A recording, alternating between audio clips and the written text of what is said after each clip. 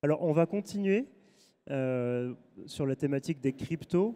On va parler maintenant DeFi, tokenisation et Web3 avec cette table ronde où on va traiter du coup des piliers des services financiers de demain et se poser la question, quelle est la place de la DeFi, de la tokenisation et du Web3 dans ce contexte. Alors, je vais avoir le plaisir d'avoir un super panel. Je vais les laisser se présenter tout à l'heure et vous allez voir qu'on a un panel riche et diversifié. Pour ma part, je suis Julien Furlanetto, cofondateur et CTO de Doors Consulting Group. On est le premier cabinet de conseil Web3 indépendant en France. On accompagne les grands groupes et les marques dans leur stratégie Web3. Je vais vous laisser vous présenter à votre tour. Elodie, je te laisse commencer.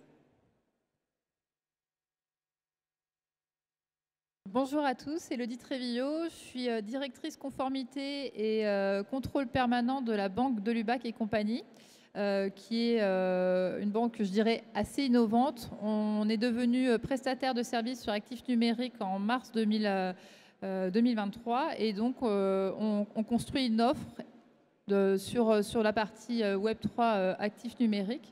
Et en dehors de ça, on accompagne aussi un certain nombre d'acteurs de la place parce que le terme Web3, blockchain, enfin tout ce qui entoure cette technologie fait un peu peur à certains établissements bancaires et financiers. Et donc, on est, je dirais, un acteur de référence auprès des acteurs Web3 de la place quand ils ont besoin tout simplement d'avoir accès à des services bancaires classiques.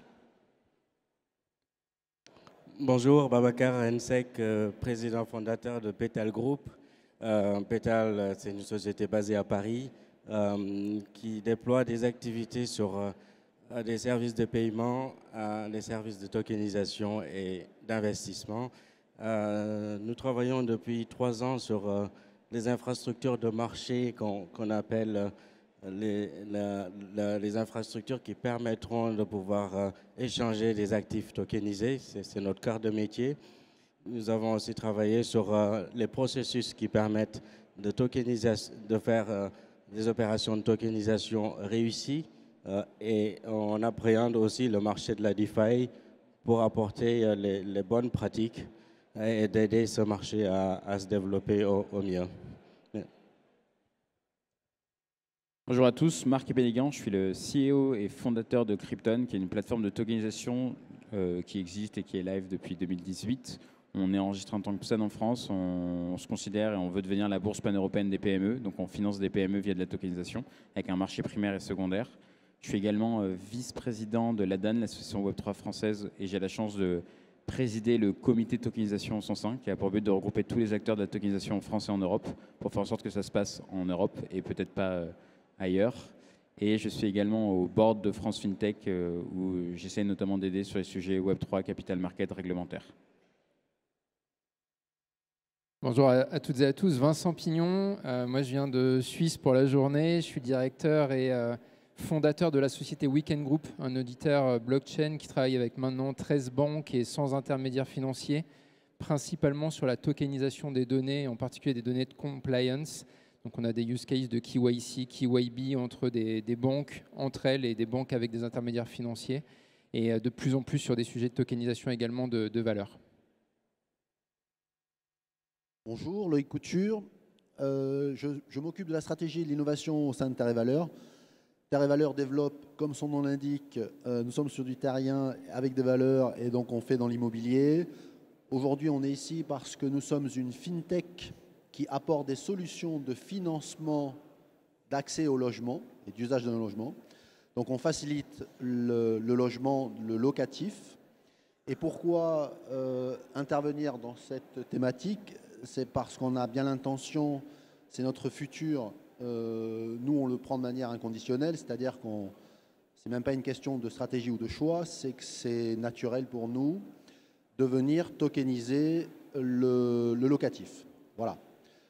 Et sécuriser et de mettre du fluide dans les relations entre propriétaires et locataires, qui est un marché aujourd'hui très contraint. Donc de la sécurité, de la transparence, etc. Voilà. Merci. Merci à tous pour ces présentations. Et maintenant, avant de rentrer dans le vif du sujet et d'aborder la problématique, on va quand même essayer de définir les quelques termes qu'on a évoqués. à moins que vous soyez déjà au fait de ces technologies. Alors, qui ici sait définir ce qu'est la DeFi tokenisation Web3? Levez bien la main. Ok, donc on va définir. Je vais commencer avec le Web3, parce qu'on attend derrière le Web3. On parle de Web3 quand on a la visibilité sur la nouvelle génération d'Internet.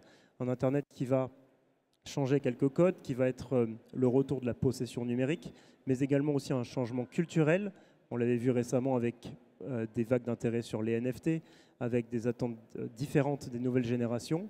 Mais le Web3, c'est aussi un ensemble de technologies. On parle souvent de blockchain public qu'il peut y avoir derrière, qui permettent finalement un certain nombre de cas d'usage, d'applications pour les entreprises et pour les marques. Donc c'est ce qu'on entend derrière le Web3 et finalement l'ensemble le plus englobant derrière ces technologies. Ensuite, on parle aussi de tokenisation. Marc, je vais te laisser dire un mot sur ta définition de la tokenisation. Merci beaucoup. Donc, pour moi, la tokenisation, c'est quand on va digitaliser la propriété d'un actif, quel qu'il soit, pour faire en sorte que son transfert technique matérialise un changement de propriété. Donc aujourd'hui, prenons une voiture, faut signer un contrat de vente, c'est juridique, il faut enregistrer. Si on avait un token qui matérialise la carte grise et en fait le propriétaire, c'est pas vous, c'est la personne qui possède le token, en fait un transfert du token fait le changement de propriété. Et ça pour toutes les actifs. Et une fois qu'on a ça, on peut développer autour de ça plein de choses, notamment permettre son fractionnement, donc un investissement sur des classes d'actifs chères, notamment de l'art, des tableaux très chers, on va pouvoir fractionner les tokens et donc permettre un investissement minime et obtenir une part minime, permettre la liquidité. Si la transférabilité est simplifiée, on peut mettre en place des marchés secondaires pour pouvoir investir, revendre et finalement digitaliser et simplifier tout le processus d'acquisition de tout bien, en fait, qu'il soit des instruments financiers, qu'il soit de l'immobilier ou qu'il soit des choses un peu plus classiques comme j'ai cité ou des matières premières pour faciliter le financement, le changement de propriété, la liquidité.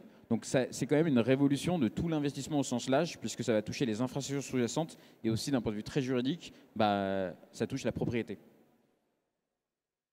Merci Marc. Et donc on devine que ça peut aussi s'interconnecter avec la DeFi. Là-dessus, Élodie, je te laisse peut-être définir DeFi et le mettre aussi en perspective avec finalement le secteur financier d'aujourd'hui et les perspectives de convergence.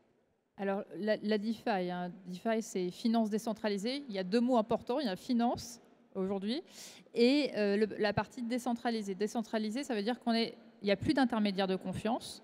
On est en direct, ce qu'on appelle de pair à pair. On communique directement. Il n'y a pas besoin d'avoir une banque, il n'y a pas besoin d'avoir un établissement pour une même opération. Et finance, parce qu'aujourd'hui, ça se base sur une technologie qui permet de développer des actifs, excusez-moi le terme financier, c'est-à-dire qu'aujourd'hui, la finance décentralisée permet de traiter des sujets de paiement, de crédit, de produits d'investissement, des produits structurés. Et donc, on est sur une autre forme de finance, peut-être la finance de demain. Et je pense que c'est le but de ce panel, c'est discuter les possibilités de la DeFi dans le cadre de la finance de demain. Merci pour la définition. Et sachant que sur la DeFi, quand on parle aujourd'hui de la DeFi, qui est du coup de l'écosystème Web3, sur les blockchains publiques, on commence à avoir des chiffres qui sont significatifs. Je vous donne un chiffre sur les volumes faits sur la plateforme Uniswap, qui est la principale plateforme de finance décentralisée. Au premier semestre 2023, la plateforme a enregistré 265 milliards en valeur de dollars de volume en un semestre. Et finalement, c'est des volumes de l'ordre de grandeur des fameuses exchanges crypto, bien en deçà encore des banques traditionnelles, des plus grandes banques traditionnelles. Mais quand on parle quand même en centaines de milliards sur un semestre, on commence à être sur quelque chose de significatif. Et donc, la question se pose de est-ce que cette DeFi qu'on voit progresser, et surtout avec des chiffres de ce type-là dans une période de faible intérêt, comme début d'année 2023, contrairement à 2021, finalement, quelle est la capacité, la convergence qu'il peut y avoir là-dessus. Alors maintenant qu'on a posé les définitions, ce qui va nous intéresser et ce qui serait peut-être le plus concret comme question qu'on peut se poser, c'est finalement, on est en décembre, la plupart d'entre vous, vous prévoyez votre stratégie dans vos entreprises respectives en 2024. Mais en fait, quel est le sujet clé, prioritaire à mettre dans sa feuille de route parmi ces thématiques-là, entre le Web3, tokenisation, DeFi, finalement, qu'est-ce qu'il faut mettre en numéro 1 dans sa feuille de route? Et en fait, là-dessus, j'aimerais entendre chacun d'entre vous pour donner votre avis sur le sujet à mettre en priorité dans sa feuille de route et pourquoi.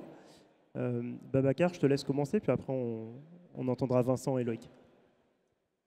Oui, alors, juste pour compléter un peu la définition, la compréhension grand public, la tokenisation, c'est pour nous, chez Pétale, c'est une opération de titrisation sur une blockchain. Donc, c'est deux opérations à la fois, une opération juridique et une opération technique.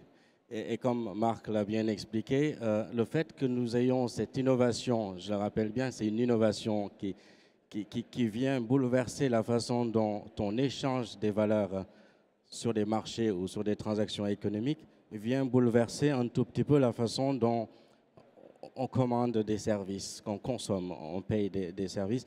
Et donc, on touche le cœur de l'activité des entreprises quand on commence à toucher la façon dont la valeur circule. En commençant par les entreprises de la finance, les banques, qui la plupart ont le métier de conserver les valeurs pour les clients, les fonds d'investissement qui les investissent pour eux, mais vous avez aussi les acteurs du marché, vous avez les régulateurs. Alors, donc, nous, ce qu'on considère, ce qu'on pense beaucoup et ce qui sort de nos recherches marketing et fondamentales, c'est que le sujet de la tokenisation va s'imposer sur toutes les feuilles de route des entreprises qui touchent à la finance sur l'année 2024 à plusieurs titres. Au titre de déploiement des infrastructures, puisque les infrastructures sont complexes et sont en cours de régulation. Les processus sont encore de définition, ils ne sont pas encore tout à fait prêts et opérationnels. Et pour finir, c'est une demande du marché, des marchés financiers d'avoir des actifs tokenisés sur lesquels les acteurs aimeraient expérimenter un peu ce qu'on peut faire avec ce nouvel instrument financier. Voilà. Sur la DeFi, c'est différent. La DeFi, pour nous, comme on l'a observé chez Pétale, de nouveau, c'est une vision partielle, hein, c'est une vision de notre entreprise. La DeFi, on l'a vu comme étant un marché qui s'est organisé tout seul. Contrairement aux marchés qui sont régulés, des marchés qui sont bien structurés, avec des risques identifiés, des acteurs dénommés. La DeFi, c'est un marché qui a utilisé un peu comme l'émergence du Bitcoin, a utilisé deux applications de la finance, c'est-à-dire le lending et le borrowing, c'est la possibilité d'emprunter sur les marchés ou de prêter ses liquidités, qui sont d'ailleurs les deux applications les plus populaires aujourd'hui sur la DeFi. On a observé que ces services sont nés il y a moins de 2 ans, je le rappelle, au mois d'avril 2021. Et en quelques mois, il est parti à 4 milliards d'euros de valorisation comme étant une très grande opportunité. Et ensuite, elle a été manipulée un petit peu par les usages, mais pour ne pas tenir un peu le discours très long, le DeFi va être aussi au cœur des sujets, des roadmaps des entreprises. Voilà, pour revenir dessus. Oui, effectivement, pour le chiffre que tu donnais, enfin, un marché estimé à plusieurs milliards, effectivement, c'est une source concordante de plusieurs études autour de ça. Tu parlais de tokenisation, donc aussi comme, c'est le premier sujet que tu as cité comme étant important à mettre à la feuille de route. Peut-être Loïc, je pense que tu as des éléments sur ça, et peut-être pour entrer dans le détail, et je te laisse développer. Rentrer dans le détail ou non, parce que c'est important de vulgariser, je pense. Moi, je vais essayer de faire simple. La tokenisation, c'est un système symbolique d'échange de valeurs. Que la valeur soit technique, physique, que ce soit un objet physique, immatériel, matériel, on s'en moque un peu. Moi, ce qui me plaît beaucoup dans le token, la tokenisation, alors DeFi, Web3, en réalité, c'est pareil. C'est une technologie innovante, profondément innovante, parce qu'elle permet de remettre en direct l'offre et la demande, sans intermédiaire. Tout à l'heure, Elodie en a parlé, Marc en a parlé. Et il y a ceci de beau qu'un producteur de patates en Russie, il peut tokeniser ses patates et transférer la propriété des patates à quelqu'un. Alors, idéalement, on va me crier dessus, pas à l'autre bout de la planète, parce que transporter des patates à l'autre bout de la planète, c'est pas intéressant. Décarbonisation oblige. Mais pas très loin de chez lui, à quelqu'un qui a une demande et qui a besoin de patates. C'est ça les fondamentaux de la blockchain.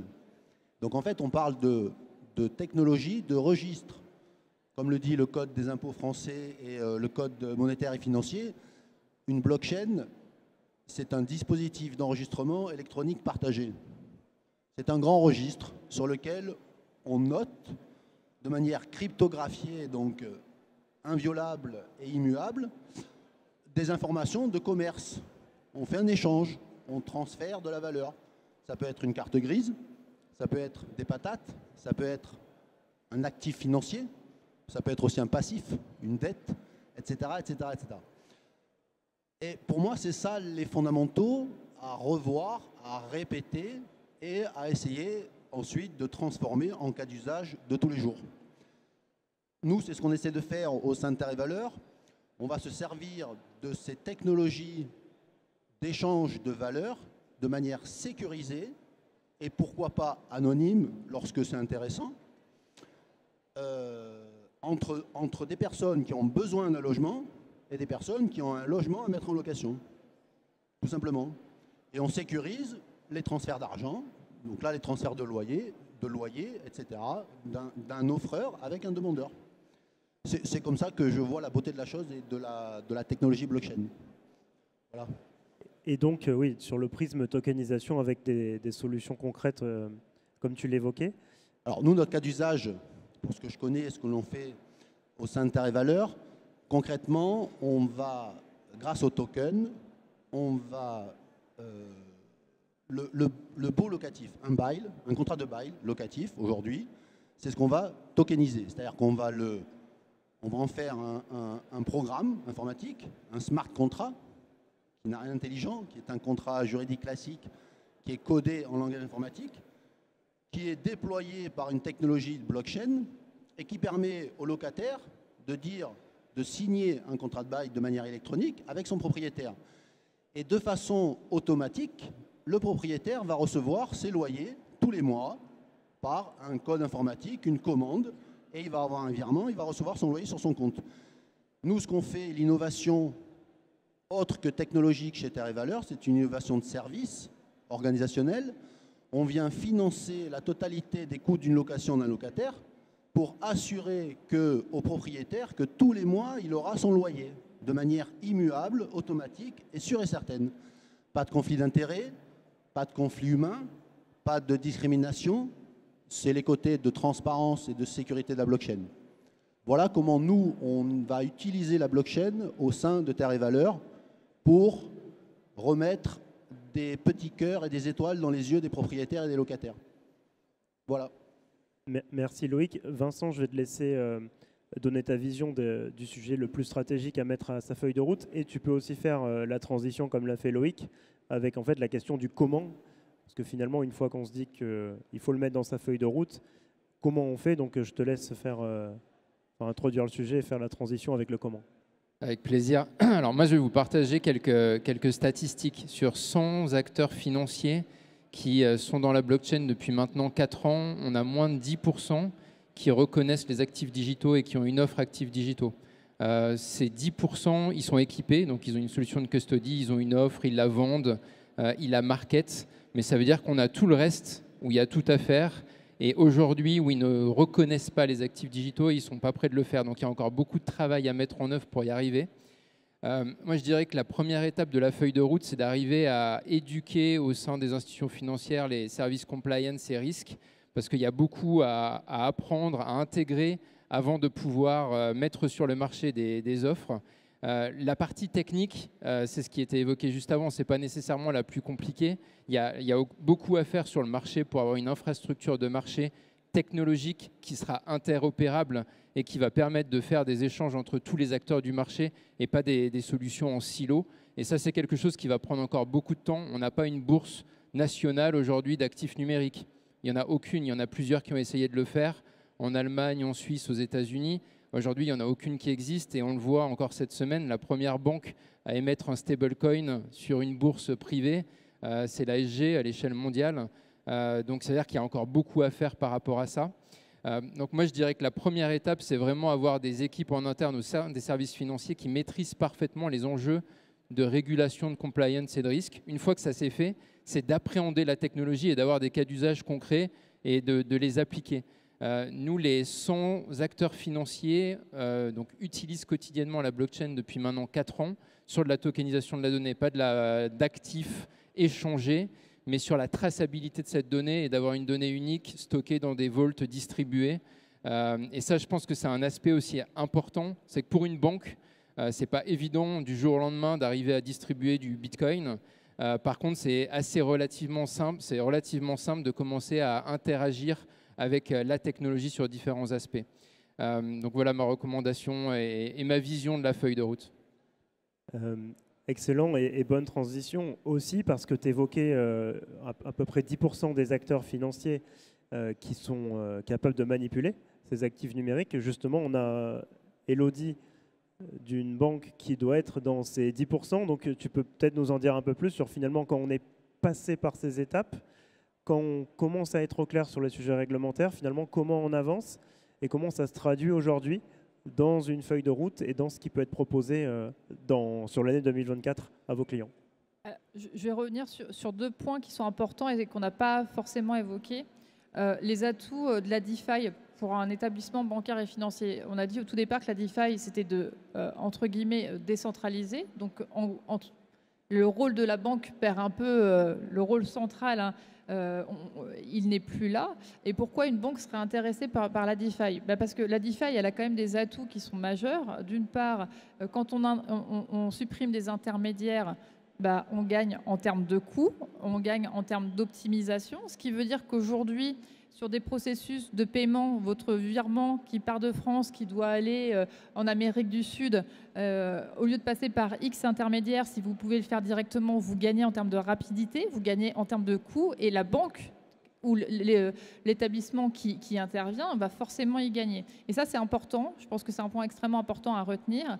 Le deuxième point, c'est qu'effectivement, et on en a parlé, c'est intrinsèque au niveau de la banque, la DeFi, en tout cas la technologie qu'il y a derrière, permet quand même, en termes de sécurité et d'authentification, un niveau extrêmement important et qui est intrinsèque aux obligations bancaires.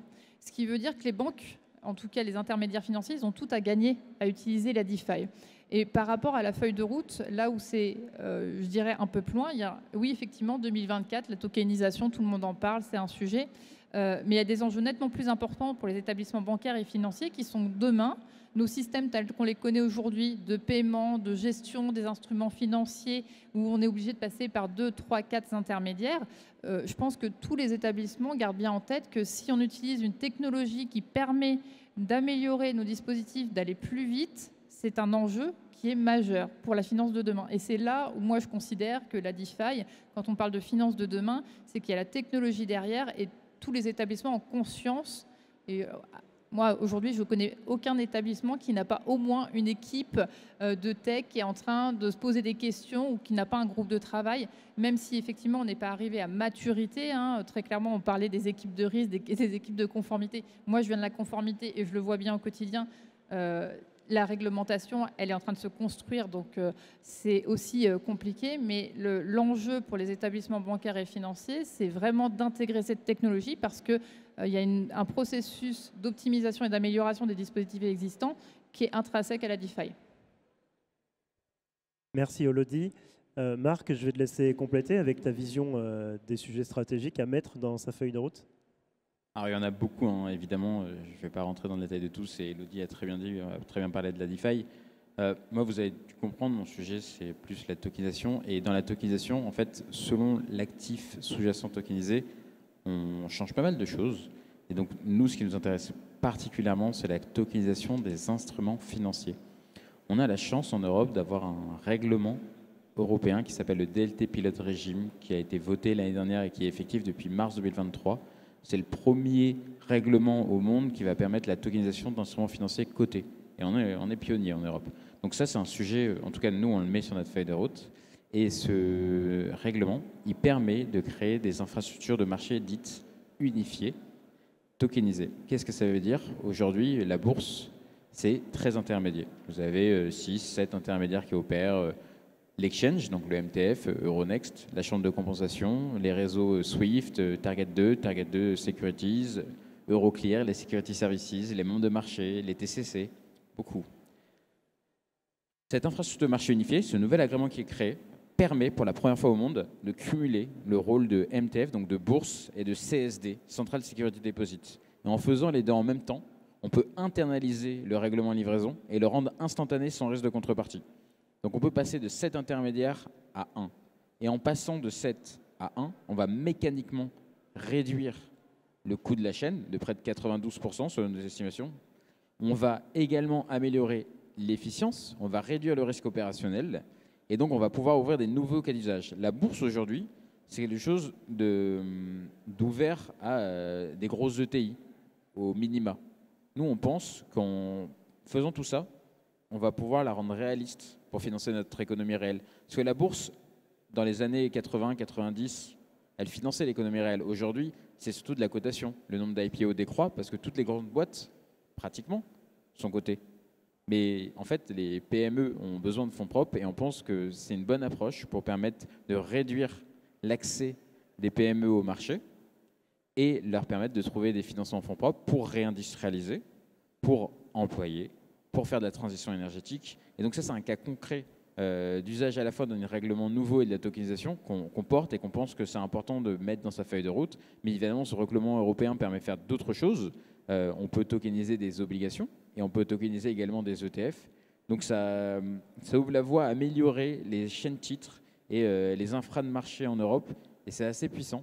Donc à mettre sur sa feuille de route, surtout si vous êtes infra de marché, j'imagine il y en a plein dans la salle. Mais sinon, évidemment, il y a plein d'autres sujets, notamment DeFi, Web3 plus globalement. Ça va surtout dépendre de ce que vous faites. Et je pense que dans à peu près tout, vous allez pouvoir trouver de l'efficience, trouver des nouveaux cas d'usage. Et je dirais, essayez, vous êtes là, donc vous le faites, mais de comprendre comment ça pourrait vous servir et essayer de les mettre en place parce que je pense que vous aurez un ROI d'ici 2-3 ans assez intéressant en prenant le pas. Merci Marc. Vas-y Loïc, je te laisse compléter.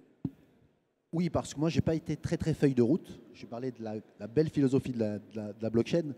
Mais ce que dit Marc est très intéressant, et Elodie aussi, c'est réellement dans l'efficience du système. En remettant en direct des offreurs avec des demandeurs, une offre et une demande, on vient réellement, on dépollue, moins d'énergie utilisée, on consomme moins d'énergie, on va plus vite, c'est plus simple, c'est plus sécurisé surtout. Et on s'assure à la personne qui a quelque chose à offrir, entre guillemets, qu'elle va être bien payée pour son offre et que la personne va bien recevoir l'offre, l'acheteur va bien recevoir l'offre. Donc, c'est très important, cette nouvelle technologie est très importante parce qu'elle a des conséquences, un impact sur tous les grands enjeux de la planète aujourd'hui qui sont absolument conséquents. C'est très conséquent.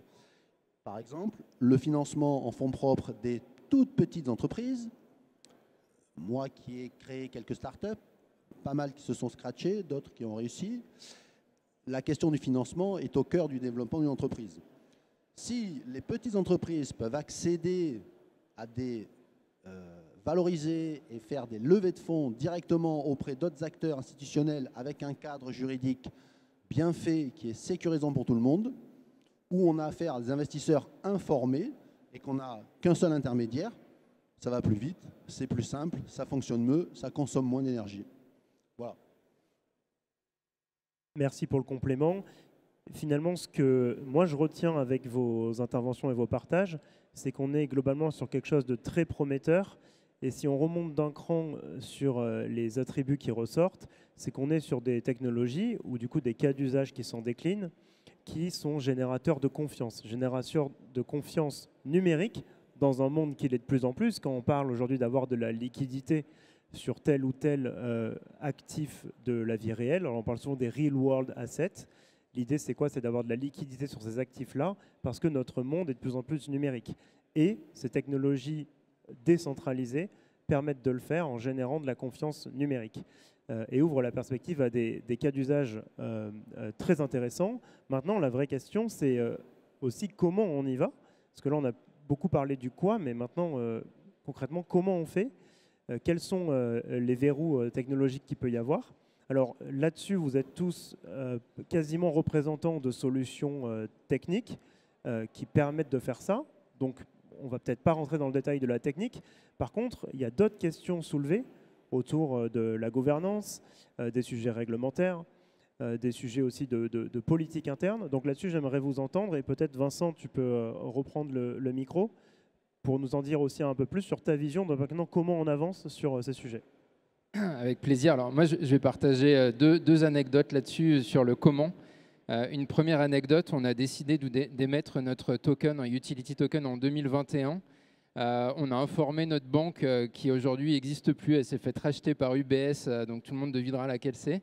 En 3 mois, ils nous ont demandé de fermer les comptes en disant, ça c'était 2021, de fermer les comptes en disant non mais si vous avez un actif digital au sein de la société, on ne veut plus travailler avec vous. Ok.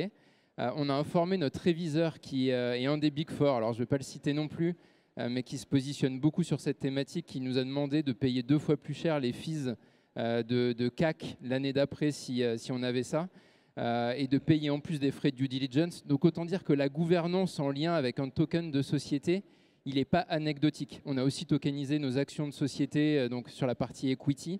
Et ça, il y a beaucoup de promesses, mais il y a aussi beaucoup de difficultés. Et aujourd'hui, on est dans un monde où les acteurs doivent tous monter d'un niveau pour faciliter ce process-là, que ce soit les acteurs bancaires, alors il y en a qui sont déjà au niveau, mais aussi tous les acteurs de la chaîne de valeur. Et je pense aux comptables, on est en train de clôturer nos comptes avec notre fiduciaire et notre réviseur. Là aussi, c'est un challenge.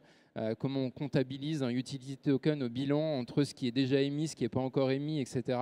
Bref, une première anecdote. Deuxième anecdote, sur la tokenisation des données. Donc là, il y a un point, moi, qui me semble assez intéressant. Sur nos 100 clients, ce qu'on a observé, c'est qu'il y a un vrai intérêt à aller de l'avant sur ces nouvelles technologies et les appréhender. Après, il y a un challenge d'implémentation. Donc la technologie aujourd'hui est relativement accessible. On le disait avant, pouvoir interagir avec un smart contract, avec la blockchain, une plateforme web qui permet de faire des transactions. Je pense que dans la salle, tout le monde est capable de le faire aujourd'hui.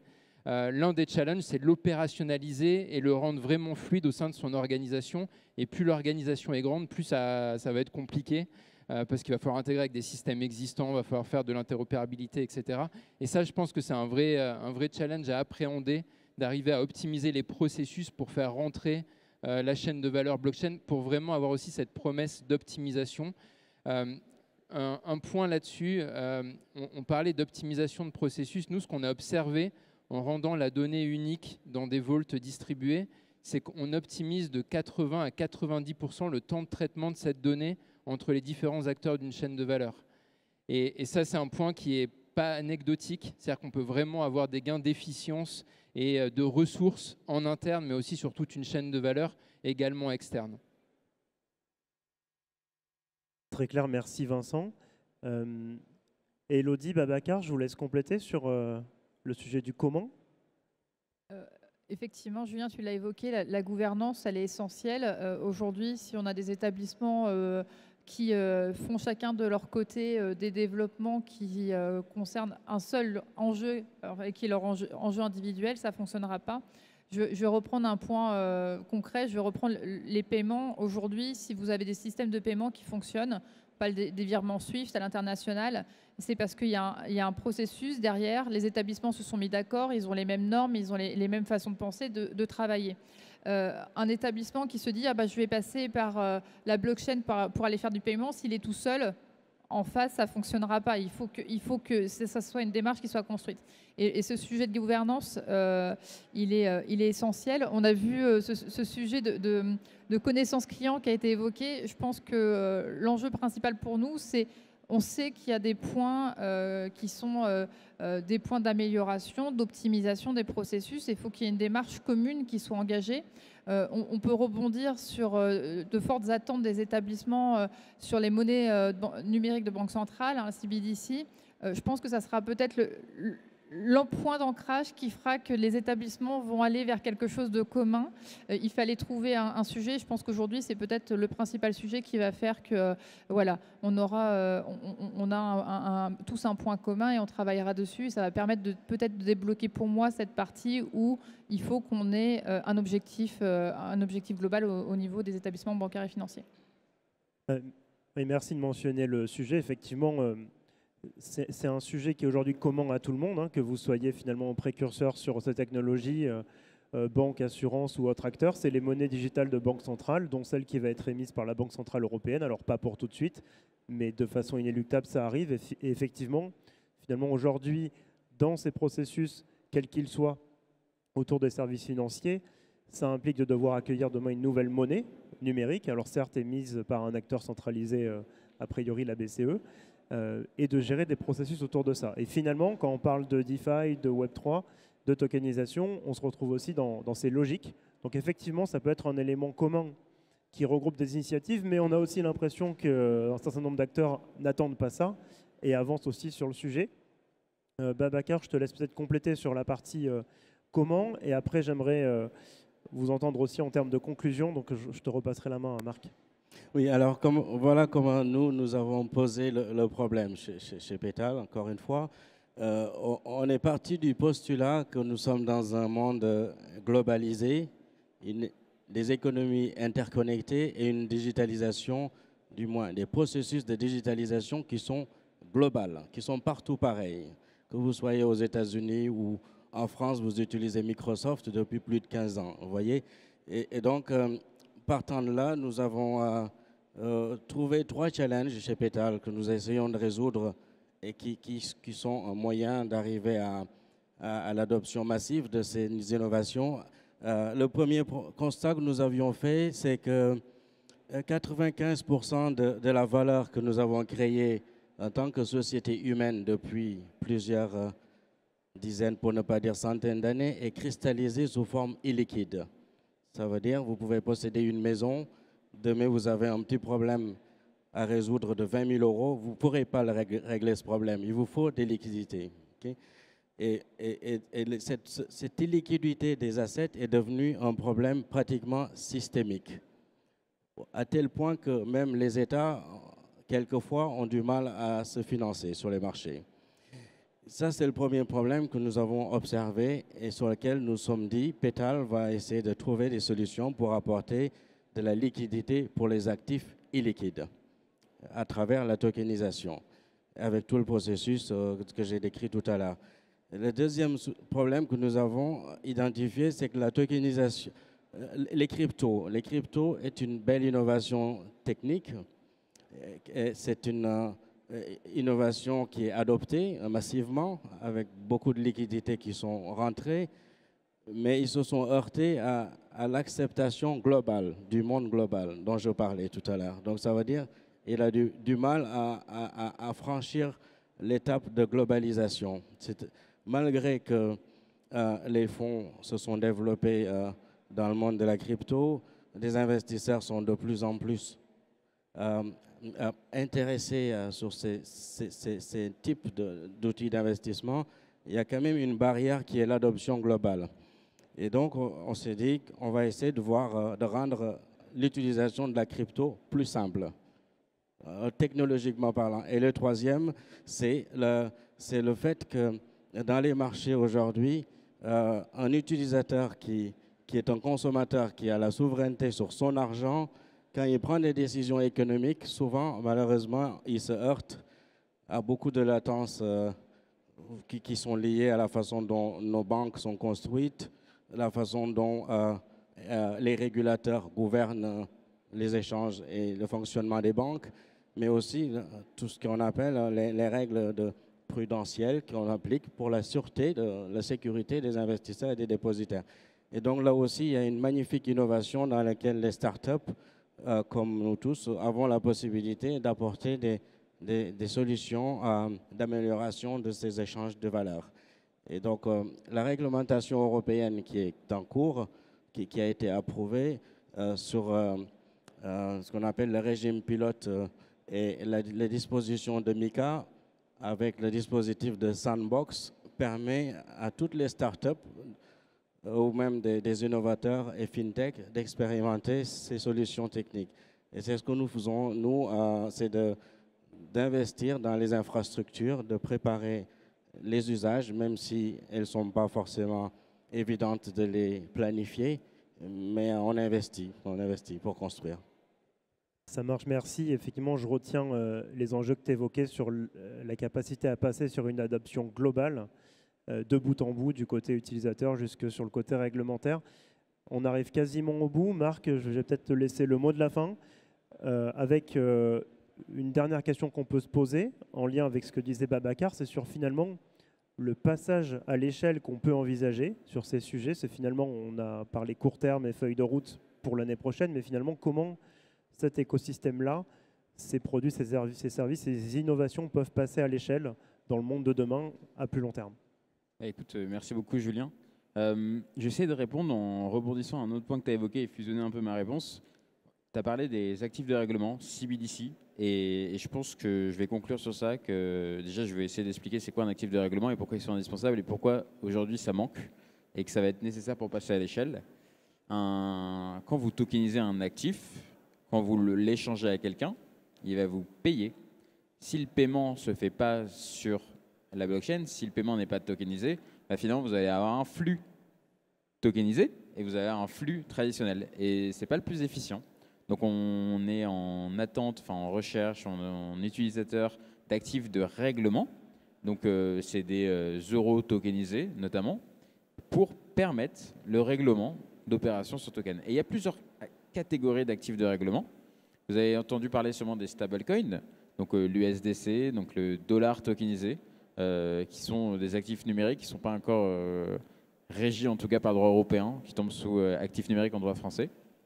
Vous avez les EMT, Electronic Money Token et ART dans le cadre de MiCA qui seront émis quand ce sera possible par des établissements de paiement et des établissements de monnaie électronique et qui vont permettre d'avoir des actifs de règlement monnaie commerciale entre guillemets tokenisés. Donc monnaie commerciale au sens vous avez un risque de crédit de l'émetteur sous-jacent, même s'il est relativement faible, surtout avec les banques européennes, mais ça existe.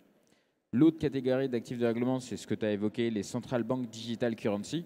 Nous, Krypton, on a eu la chance d'aider la Banque de France dans son expérimentation de 2020 sur l'utilisation, les premières expérimentations de CBDC en France sur l'utilisation d'un CBDC pour régler et livrer des titres non cotés.